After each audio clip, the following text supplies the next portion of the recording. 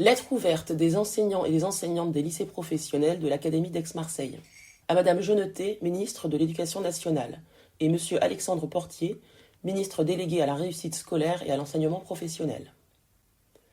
Madame la ministre, Monsieur le ministre délégué, le gouvernement démissionnaire Attal Belloubet a laissé en héritage au gouvernement Barnier une réforme de l'année de terminale bac professionnel qui s'annonce comme une catastrophe et qu'il est encore temps d'abroger. Ainsi, les épreuves du bac pro, disciplines professionnelles et générales, seraient avancées au 12 mai 2025, sacrifiant un mois entier de cours pour permettre aux enseignants de boucler les programmes. Tous les collègues savent que cela est intenable. Dès le premier trimestre, les équipes enseignantes devraient trier les élèves de terminale bac pro, leur demandant de choisir rapidement entre l'insertion et la poursuite d'études. À ceux qui choisiront l'insertion, on promettrait 6 semaines de stage rémunéré et une marche vers le premier emploi. À ceux qui voudraient poursuivre leurs études, on annoncerait 6 semaines de cours renforcés en maths et en français.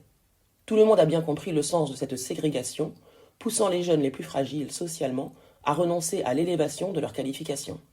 Au terme de ces 6 semaines de parcours différenciés, il sera difficile de faire revenir tous les élèves dans les centres d'examen pour leur faire passer 2 épreuves à faible coefficient, PSE et oral de projet, conditionnant pourtant la validation du diplôme. Madame la ministre, Monsieur le ministre délégué, vous n'avez pas élaboré cette réforme, vous n'en êtes pas responsable, et le gouvernement qui l'a voulu a perdu les élections en juin-juillet 2024. Pour notre part, nous jugeons que c'est une réforme discriminatoire contre les jeunes issus des milieux populaires que nous accueillons dans nos LP. Une réforme dictée par une politique d'emploi au rabais, dans les secteurs économiques en tension, et de plus, une réforme mal improvisée. Depuis la rentrée 2024, en effet, les équipes éducatives et les directions d'établissement sont livrées à elles-mêmes pour mettre en œuvre des procédures incertaines.